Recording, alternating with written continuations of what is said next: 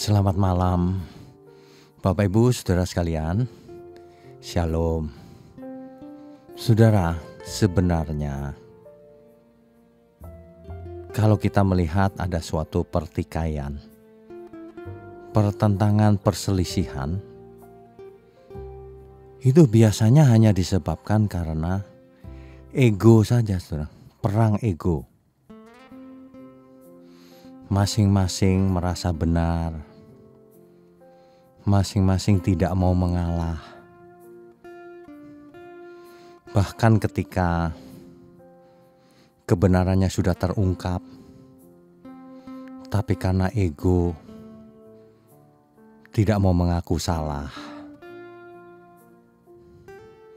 Ini loh yang mencelakakan banyak manusia itu. Ya.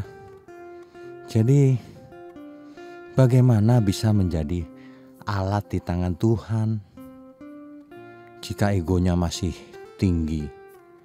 Bagaimana kita mau melayani kalau ego kita masih tinggi? Bagaimana kita hidup bisa menjadi berkat kalau kita egois sekali? Jangankan jadi berkat, malah jadi sandungan, saudara. Ya. Coba kita bertanya kepada diri sendiri masing-masing.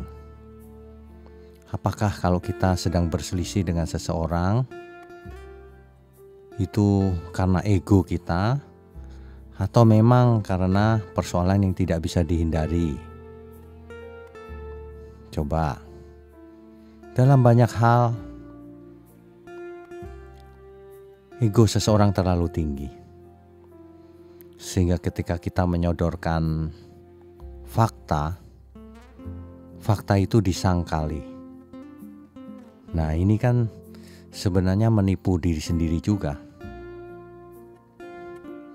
Orang yang egonya sangat tinggi itu tidak peduli kebenaran sebenarnya. Ia tidak peduli dengan fakta, dengan logika, dengan kebenaran. Karena ia menganggap dirinya sendirilah yang benar, yang lain salah. Jadi sifatnya subjektif, tidak objektif lagi. Nah, inilah yang harus dihindari. Entah kenapa seseorang yang ego itu tidak pernah merasa salah loh, egois itu. Dia bisa menyampaikan fakta-fakta atau data-data yang ia rekayasa sendiri demi egonya itu. Nah, ini perlu bertobat sungguh-sungguh nih kalau kita merasa ego kita terlalu tinggi. Ngetesnya termasuk mudah, saudara. Saudara bisa nggak minta maaf kepada orang yang saudara sakiti? Saudara bisa nggak mengalah, berdiam diri, mengalah, berserah kepada Tuhan? Nah, situ aja. Kalau itu tidak bisa, artinya saudara lebih memuja ego saudara sendiri dibandingkan Tuhan. Sebab jika kita menghadap Tuhan, semuanya tidak ada artinya termasuk ego kita. Mari belajar lagi, saudara. Selamat malam, selamat beristirahat. Tuhan Yesus sangat mengasihi kita. Amin.